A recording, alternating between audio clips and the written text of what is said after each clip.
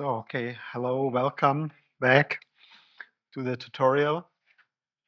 Sorry, I overshot yesterday a bit, assuming it would last till half an hour longer. And I think today again it's still 3 o'clock, isn't it? So in case I'm overshooting again, please uh, remind me again.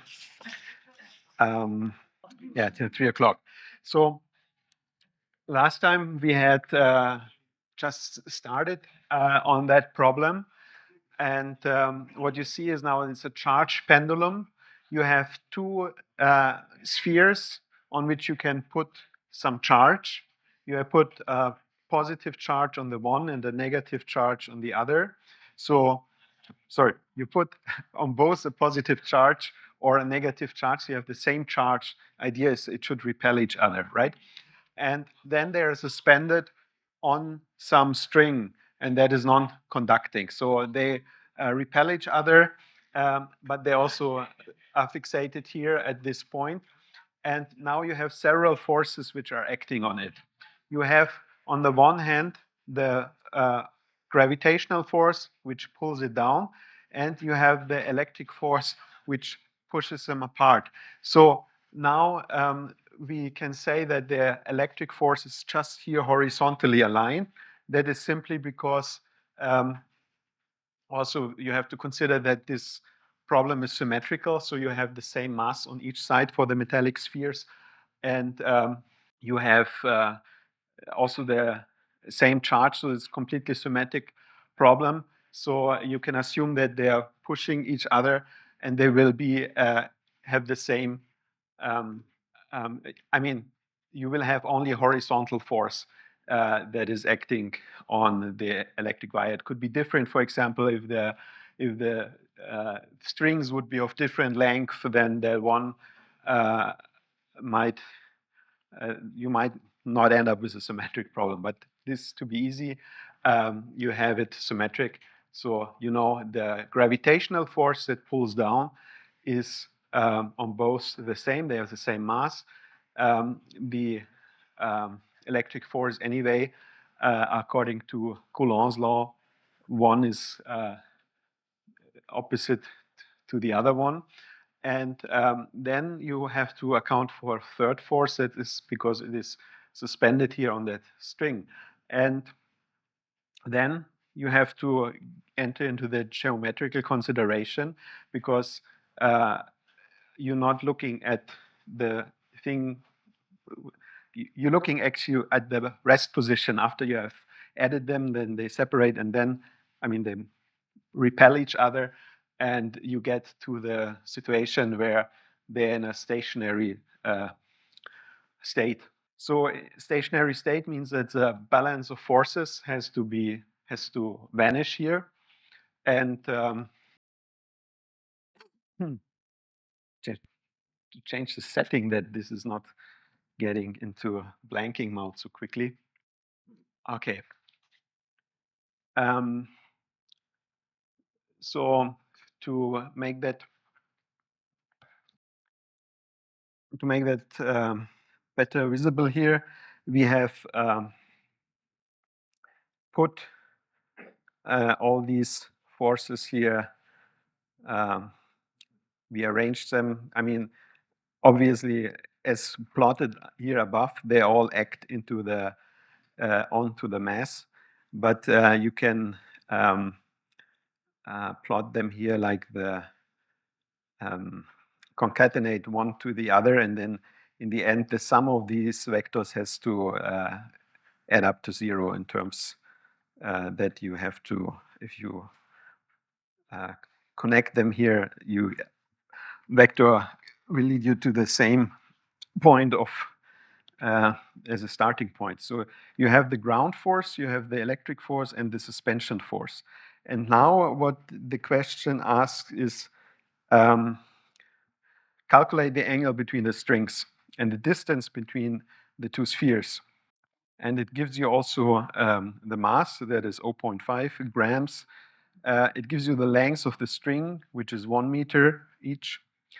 And it gives you the charge, which is 10 to the minus 8 Coulomb. So, okay, we will first get the general solution, and then we will insert the particular values that have been given. So we want to have the angle, and you see from the consideration of putting all these forces together that the angle, which is called, which here capital theta, um, um, so that angle you can basically that is related to the forces. And the force, the angle theta is here between the suspension force and the ground force. But the suspension force we have not been given. So then we can use I mean, it's between the direct, if you look at the direction of these forces and between the two vectors that inscribes the angle here. So we have given an electric force that is due to Coulomb's law. And here, because of the considerations that this is a perfectly symmetrical problem, we know that we have these forces acting here in EX or respectively minus EX direction. So we can work here just taking the absolute value, and then we add by ourselves here and also the direction. And the absolute value, you see that is Coulomb's law. You have the charge of the first and the second sphere. You have that 1 over 4 pi epsilon naught. And you have the distance between these two, which we assume to be d, which is unknown. And so on the charge 2, which is here in the left, that is pointing towards minus x direction. We make x pointing here to the right, and force on charge 1 is in plus x direction. So that's where we stopped. And yeah, actually, because we have the gravitational force and the electric force given, we of course can get the angle relation for the angle that is then given by the tangent of theta, which is basically the opposite of the triangle over the adjacent. So it's proportional, the same as the electric force to the ground force. So what is now our, sorry, I meant gravitational force. So the gravitational force, well, that is directed downward, as we have seen. I used to make it purple. And is the mass of the sphere times the gravitational constant. And it is pointing in minus EZ direction, according to the coordinate system that I sketched in here. So what is G? Of course, this is a very familiar constant, and that is 9.81 meters per second square. That's the acceleration. Now, let's get the tangent theta, and that we get from the forces, the electric and the ground force. So if you look at it, actually, you have here the geometrical aspect is you have the length L here of the wire. That is the vertical line here that prescribes in here the between the vertical line and the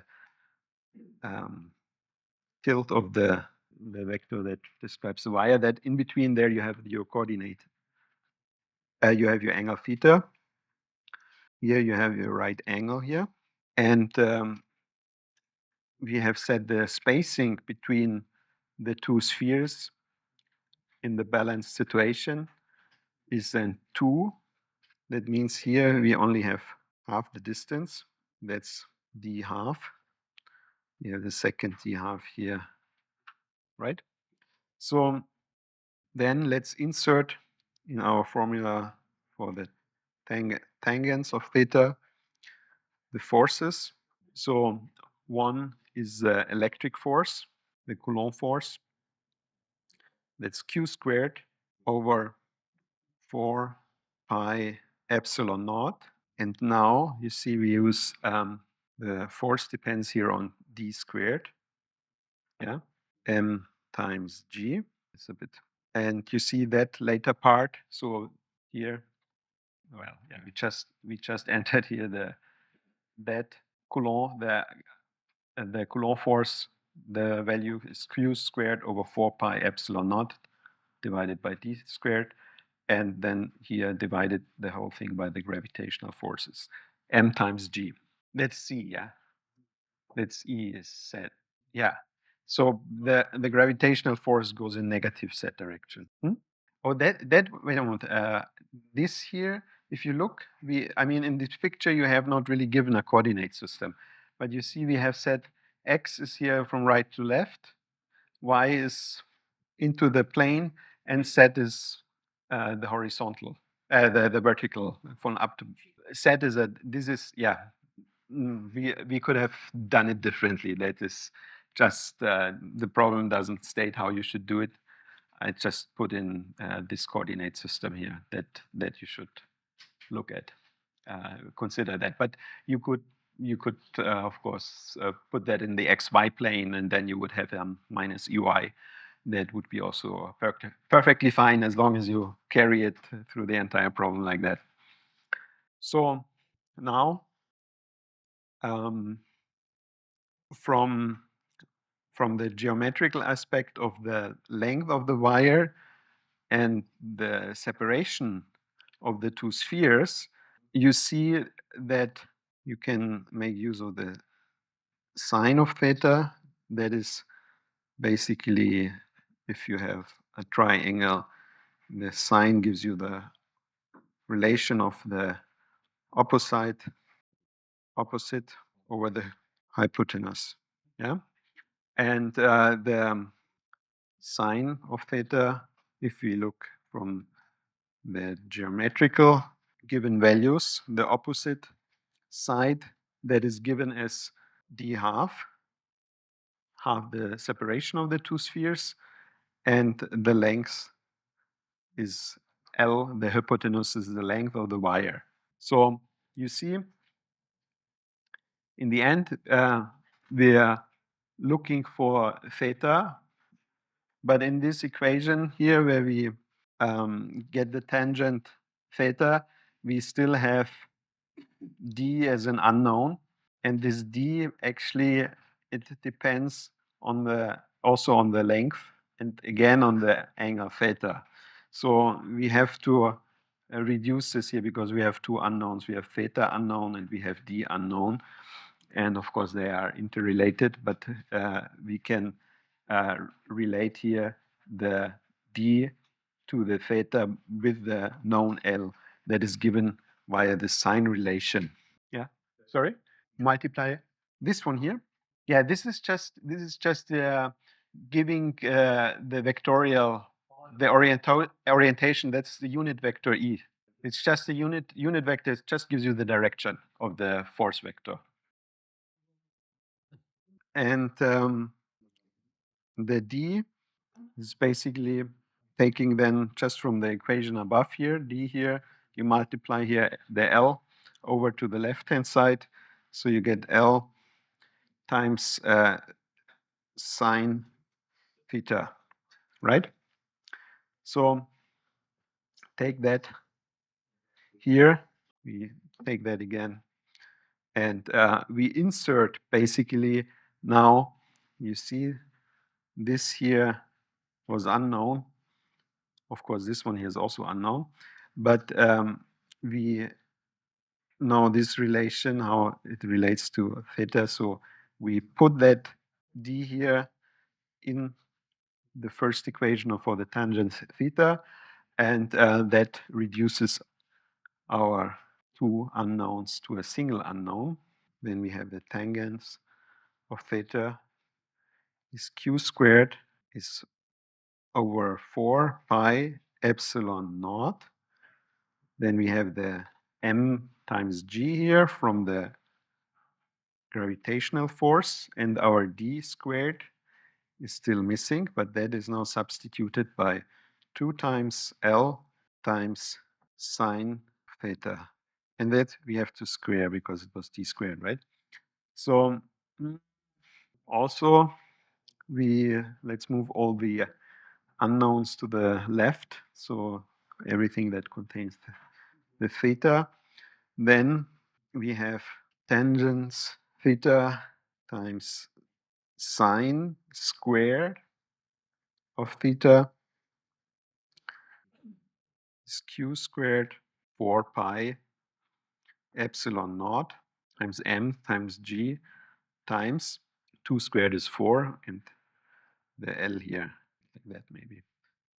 L. Okay. So that looks not so nice actually for solving at the first, but then we actually have some hint here because now we have to uh, have we have to solve for theta, but it is in the tangents, it's in the sine square. Looks like we have some transcendent um, equation to solve. Certainly it doesn't look nice, but we have in the problem statement a hint given, and that says assume that the angle of displacement is small. And we want to make use of that hint now because for small, and I will give then also afterwards, no, towards the end of the problem, I will give the justification then. For small theta, actually, it happens that the tangents of theta is roughly the sine of theta, and that one again is also roughly theta itself. And if you make use of this, it is of course in some way an approximation, but I will show you that is a totally justified approximation, and it makes the solution then very easy. Then we can say that tangent theta, well, if it is roughly theta and sine square of theta, the product of tangents theta and sine square of theta becomes just theta to the power of 3. And we have here still our q squared. We have our 4 pi epsilon naught times m times g times 4 times L square. So now, what is theta? Well, just taking the cubic root of that expression is q square 4 pi epsilon naught m g 4L square. So you see, these are all quantities that we have given. Mhm. Yeah, that is a very good point. The question is, what is small? What can you consider small? When is this justified? So what we could go about now is we try to see what value is this formulation giving us. And then we have to assess, is this good? Was this approximation good or not? Because if we get a small angle, then we can see how close are tangent theta, theta, and sine theta to each other. If we get a large value and we see the approximation is not good there anymore, then we have to assume that our approximation is something that. Mhm. You know, exactly. That's correct. You see what you get as a result, and then you see actually what really qualifies as a small theta. And if that result follows in the range where you can say in this range they are very similar and it is justified, then you can keep that result. If you figure out you get something very large and you see that doesn't qualify as a good approximation anymore, then you have to discard the whole thing because your problem solving, you assumed an approximation which was not good in the first place. So you have a contradiction. If you get some large angle now, if we get that, then we know the whole approach was not good. So we have now given values. We have the Q is 10 to the minus 8 Coulomb. We have the length of the wire of each of the wires is 1 meter. We have the mass of these small spheres or balls. That is 0.5 gram. We have the gravitational acceleration, that is 9.8 meters per second square. So I have prepared something here, but first let's get the values out. Shift it a bit down. So let's insert all these values in here. So we have the Q, that is 10 to the minus 8 squared. And the unit is ampere times second, also squared. And in the denominator, we have 4 pi. The epsilon naught is 8.85 times 10 to the minus 12. Units are ampere second per volt meter. Then we have the mass, that is 5 times 10 to the minus 4. So we have half a gram, right? So a gram would be 10 to the minus 3, but it's only half a gram, so it's 10 to the minus 4 kilograms. We have the acceleration from the gravitational constant is 9.81 meter per square second, sorry. And yeah, then we have, now I'm a bit skeptical because I have here times 1 meter, but we have 4 times L, right? So I wonder whether this has been carried now in the, it is 4 times 1 meter. And now I actually would be good to verify this result again. I will do that, but maybe later on. So what I have computed earlier is that, and you can verify that by inserting these values, because now I'm a bit skeptical about the solution because I see that the 4 here is dropped, but maybe this just dropped in the writing. Otherwise, what I obtain as a result is 0.0358 radians. Yeah. So what is this as a angle in degree? Well, we multiply it by 360 degree and divide it by 2 pi. And then as an angle, that gives us 2.05 degrees. Looks pretty small, I would say, but is it small enough? So did we do it correct also with the units? Let's make a cross check. And I advise you to do that always, because if you notice that the units don't match, then yeah, then that is not nice. I mean, then you know that you have done a mistake. So that's always a very important sanity check to not only crunch together the numbers, but also always check your units. So the Q squared gave us ampere seconds each squared. Then at the bottom, we have from the epsilon naught, the unit is ampere seconds per voltmeter. I'll write them on the top then. And then we have the mass that gives us kilograms. And then we have here, well, if you, okay, and then you get here meter squared, sorry, meter per square seconds. And I have here some, yeah, okay. What we can do is, yeah, that is correct. If you look at the, yeah, the gravitational constant, you can also write it as 9.81 Newton per kilogram. That makes sense because, you know, they have the gravitational force that is in Newton, and you obtain that by taking the mass times the gravitational constant.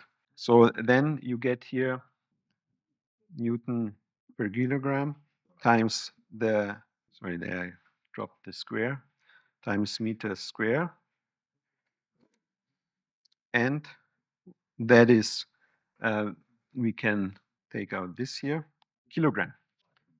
And see, after we have taken out here the ampere seconds at the denominator, and at the top we have also taken the square, then what also you can take out is here 1m.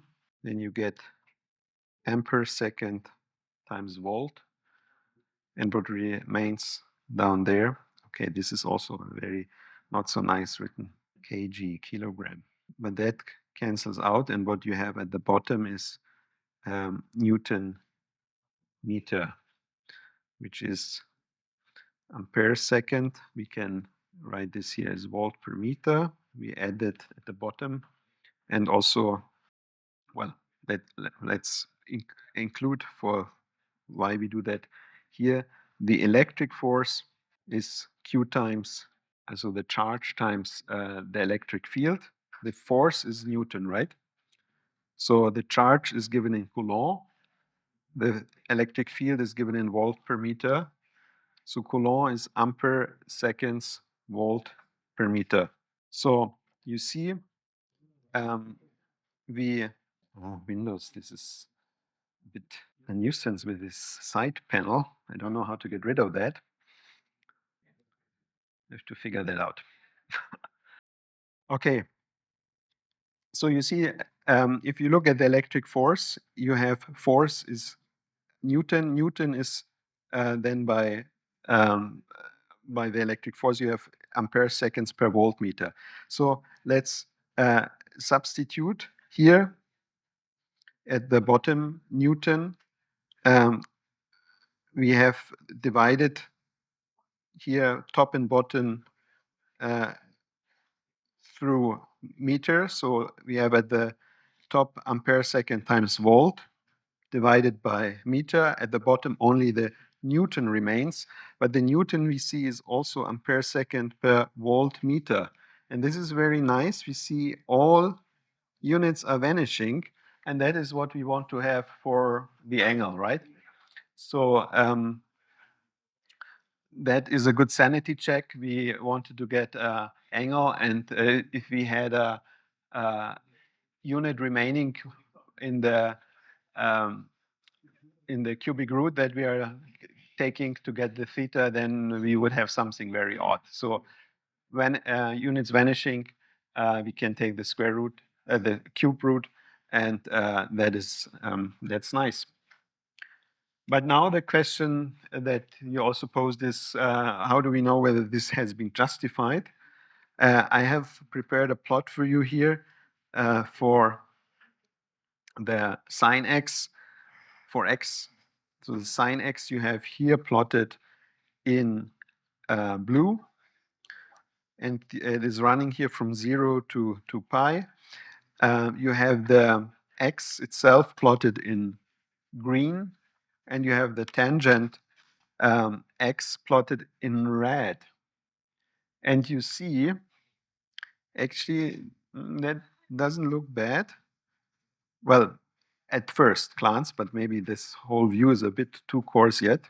But if you look at it, here in this area where we assume that the angles are small, that looks interesting. It really looks like this could be a good approximation after all.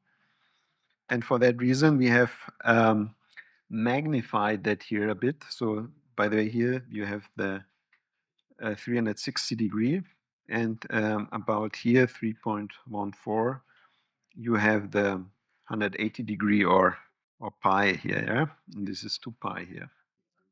Pi is 3.14. And then let's zoom in here and look where we are. We are at this here, roughly here. You have to verify it. This is about 20 degree, zero point 0.8, that is roughly here at 45 degree. And then we are somewhere here. This isn't now just a rough guess. You have to verify where exactly this is, but this is 2 degree.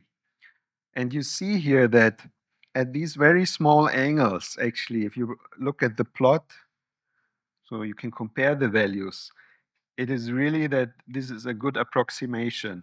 So I would say we can safely claim that for small theta, and that means roughly smaller than 5 degree, one can safely say that the tangent of theta is roughly the sine of theta. It is roughly theta. And we got, as a result, something like 2 degree. So we are safe in the range where that approximation can be considered a good one. Are you fine with that? Agree? Any questions further to this problem? Otherwise, I suggest we move on to the next problem. So you see, actually, this problem is already part of the problem collection that I posted you on the X side. And then let's move to the, I have it here, to the next problem, to the second problem. So, and sorry, I'll change that. I hope I find a setting for that. Why is it not coming? Okay, this is the second problem from the set of problems out of the for the tutorial, the collection for the tutorial. And what is it about? We have problem with twin point charges. So we consider two different configuration of 2-point charges, termed Q1 and Q2. The first configuration is A, that is here to the left, figure 1. You have two opposite charges with equal magnitude. So Q1 is plus Q and Q2 is minus Q. So they both are actually then forming an electric dipole. And then the second problem is where Q1 and Q2 are the same, they're all Q. So the charges are located on the y-axis of a Cartesian coordinate system at y equal h and y equal minus h respectively. The following subtasks shall be solved for both configurations, A and B, both configurations. So first is calculate the electric field, that means magnitude and direction, generated by the two charges at an arbitrary point on the axis. And then B, what are the Cartesian components Ex and Ey of the electric field at the point where x is equal to h, y is equal to h, and z is equal to 0. And then calculate the voltage U between the origin, that is 0, 0, 0, and an arbitrary point, Px, however, for y and z also 0. So that means any point on the x-axis. And then what work is necessary to move a test charge Q from infinity to the origin. So let's So some coloring scheme here. So you have, this is your problem A, the configuration A. This shall be B. So we have, start with the first problem A. What is the electric field? And you know that formula, electric field is a function of R, is given by 1 over 4 pi epsilon naught times the summation here of the individual charges. So there's our I running from 1 to 2, Q sub I. And here we have the magnitude of the distance vector, that is R minus Ri cubed here, R minus Ri. That is 1 over 4 pi epsilon naught, and the sum of Qi, and then we have here R minus Ri squared, and E, the unit vector is E, I call it E delta R. So that I define here as the distance vector normalized. So just the orientation, sorry, the direction of the distance vector. Okay, then what are our, where are our two charges located? We have said that you see it in the picture, the Z component is not 0. The R1 here is also, sorry, also the X for the first charge is 0. Actually, for either charge it is 0. The Y component is at H, and the Z is 0. That is R1. And for R2, we have 0, minus H, and 0. Then we have Q1 is equal to Q, and Q2 is equal to minus Q. So this is for the first setup. Okay, I mean, you have for your R, that is then the arbitrary R, is given as X, Y, and Z. But that we keep as these variables so that we can have a general formulation. Specifically, however, when we then go and say that we want to have an arbitrary point on the x-axis, that would mean that our R will become something like that. There we only keep the x as a open variable. So the electric field becomes 1 over 4 pi epsilon naught. So first charge is Q1. What do we have in the denominator? We have R, and because we're interested on it anywhere on the x-axis, so we use this R here, right? And we have R1 here that gives us x 0, 0 for R, and for R, we deduct minus R1 is minus zeros, minus H, minus 0. This is our distance vector. We take here magnitude cubed. Here we write it again, x minus 0, 0 minus H, 0 minus 0.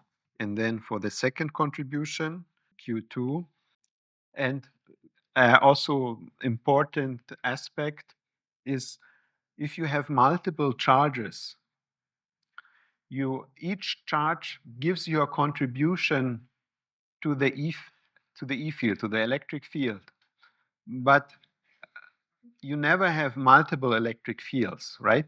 You only have a single electric field. There's no concept of having multiple fields. There's only one field.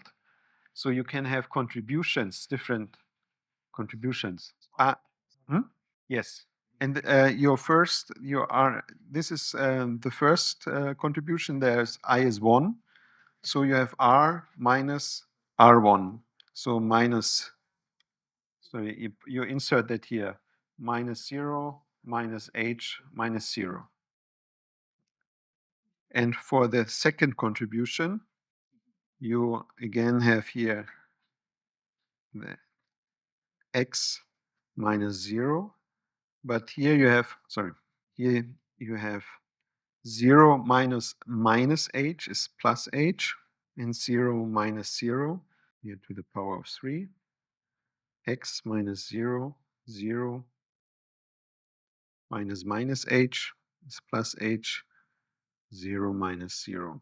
So you can make that more compact then, because the r minus r1 is basically x minus h in 0. That you see immediately also what we have used here. And r minus r2 is in x plus h 0. Now, what is the magnitude of these two vectors? R minus r1 is, and now you take the square of each component, add them up, and from that sum you take the square root. So for the first one here, you have the x component is x to be squared, then the y component is minus h squared, z component is 0 squared. Take the square root of the sum, and you have here x squared plus h squared. R minus r2, we repeat the same, is to take the square of the individual component, add them up, takes the square root, x squared plus h squared plus 0 squared. Also that here is x squared plus h squared. So I made this case A here orange. You see we haven't inserted Q. We're going to do that now.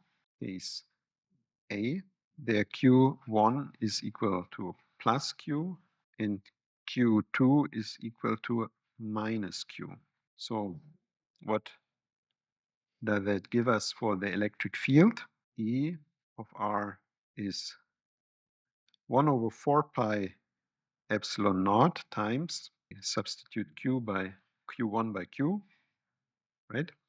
We insert here what we have computed for the magnitude of the distance vector. That is the square root of x square plus h square. The entire thing is cubed. And the distance vector is x minus h in 0. And for the second contribution, our q is minus. That's why we write here. Now, why is it not? Ah, it's back. That's why we write here minus the whole term q. Also, same value for the magnitude of the distance vector. Also, this to the power of 3. And the vector itself, the distance vector from the R to R2 is this one here. So Q is 4 pi epsilon naught. We can pull out of the bracket here the x squared plus h squared square root. That is the same for both contributions due to symmetry. And then we only have the respective distance vectors here remaining in the bracket. That means we have x minus h 0 minus x h 0, yeah? And this gives us q over 4 pi epsilon naught x squared plus h squared to the power of 3.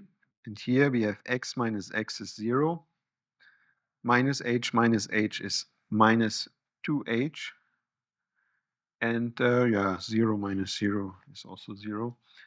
And that means we only have actually one contribution here, for the vector, and that is basically minus 2h times the unit vector of E y. So if you think about how this plot is going to look like, you have here of the E field. I mean, what we are looking at is the E field here along the x-axis.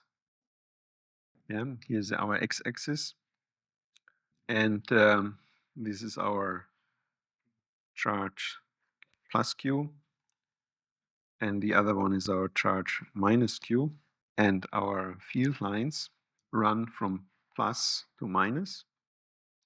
And of course, they don't have these. They are roughly like that. So if you look at the E field, that equation that we computed confirms what we also knew, but it shows us that here, because of the symmetry, we have seen that already in the plots, that there's only at that line a contribution of the E field that is in y direction, right?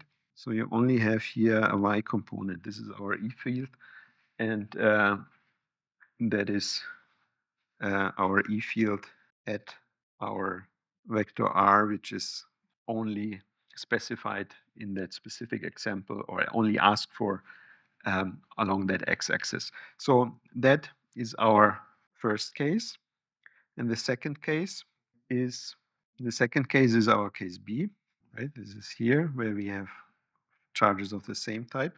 And that means we have Q1 is equal to plus Q, and Q2 is also equal to plus Q. So we basically can reuse a good part of our equation here.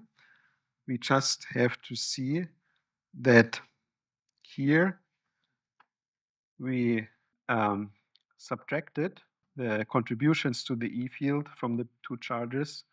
Now we have to replace it and minus with a plus, because now we have both of them have the yeah, we have just flipped the sign of the second charge, so the contribution to the E field changes the contribution to the second charge from minus to plus. E of r makes it now quite quick. We have q over 4 pi epsilon naught x squared plus h squared to the power of 3 here times. Now here this is our distance vector to R1. This is x minus h0. The other one is x h0. And before we had a minus here, now this becomes plus. So q is 4 over pi epsilon naught. And now let's just add those up. X plus x is 2x, minus h plus h is 0, and 0 plus 0 is 0. So we have only a contribution of 2x in ex direction. So let's plot it again. This is our x-axis, roughly here. We have plus q here, we have plus q here. And that means for the field lines, they this time, here, the field lines also go out because it's a plus charge. But then those that go here towards upwards, but they bend then here, this one here, same here. Yeah, roughly it looks like that. And now we see that ER, so the E on that line, has only a contribution in X direction. So, but how exactly? And that we would like to plot now also for either case. Let's make here a field plot along X. This is our E of X 0, 0, so along the X line only, and only the magnitude we are interested in. And we have here minus h, we have h. So this is, I mean, you see that h is actually the separation of the points from the x-axis on the y-axis, but it is also, when you plot it along x, it is a good reference value to see what happens at that point. Well, what happens? What happens? I don't like this one here. So what happens? We want to plot actually how the field behaves in the magnitude of the field along the x-axis, and we see how we can approximate it, not just give a rough sketch on the behavior of the electric field. So we have the scenario where x is much larger than h. You see, this is a scenario A, where we have opposite charges. So we have to look into this formula here. Why is it not back? Okay. This here, right? This is what we have written for case scenario A, opposite charges. This is the formula. Let's roughly estimate how it looks like. So you see, if H becomes very large here, then here in the denominator, this H will overweigh or outpower that x square, right? And we also have it here. So basically, yeah, we have to look into this one. Ah, why is it so small? So now we have very large x. So this becomes, the x becomes a dominant term here. This will become roughly 1 over this cubic root of x squared. So we can neglect the h because x is much larger. So the behavior will roughly show that the field evolves with 1 over x3, while for the scenario where, or for the range where x is much smaller than h, then we have here 1 over x squared plus h squared. Here the h will dominate. Then we have 1 over h3. And in the scenario, or in the range, no, actually not in the range, at the specific point where x is equal to 0, you don't have to approximate, then we have the x just vanishes, and we have 1 over h to the power of 3, right? That is for x is equal to 0. And then we can sketch this. So let's say this is here. Let's normalize it here, that this is 1, some constant value. And it will roughly look like this. And in the second scenario, where you have dislike charges, we can do the same approximation. So we have for x smaller, much smaller than h, we have, basically we have to look now here at this scenario. Then we get roughly this behavior, x over the power over h to the power of 3. For x much larger than h, we get x over square root of x to the power of 2 plus h to the power of 2. This here becomes roughly 1 over x3, sorry, x over x3, so that is becoming roughly 1 over, well, in that step, that is actually not more roughly anymore, that is from there to there, that is. And then the third scenario is, the third spot that we are interested in is x is equal to 0.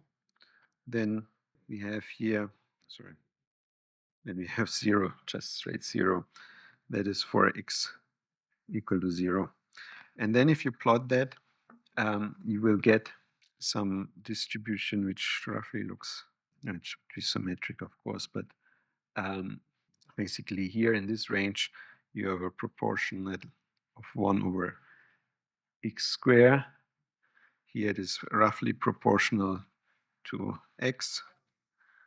And for the other one, this, for the case A here, it was roughly proportional to 1 over x3. And this here is basically case A, and the other one is case B. So now we are through with A, B, and we still have to do C. Let me quickly start on it, but I see we have to finish in a moment. So what is problem C now? Calculate the voltage U between the origin and an arbitrary point on the x-axis. So, huh? Sorry? Yeah, that means we have 1 more minute to go. Okay, yeah, okay, let's stop here. We'll continue with that. See, but thank you for reminding me. Huh? Yeah, the graph is it is kind of a coarse graph. Maybe I can add something more accurate to it. This is you can, if you take MATLAB, Python, or whatever, you can make a very nice plot. But this is just eyeballed. Okay, so I thank you for your attention. If you have questions, then please. Question, I don't understand, like, for you wrote two components, right? For x more than you wrote two components for x more than this and x less than h, right? Mhm. But why do you do more and less? Because even though the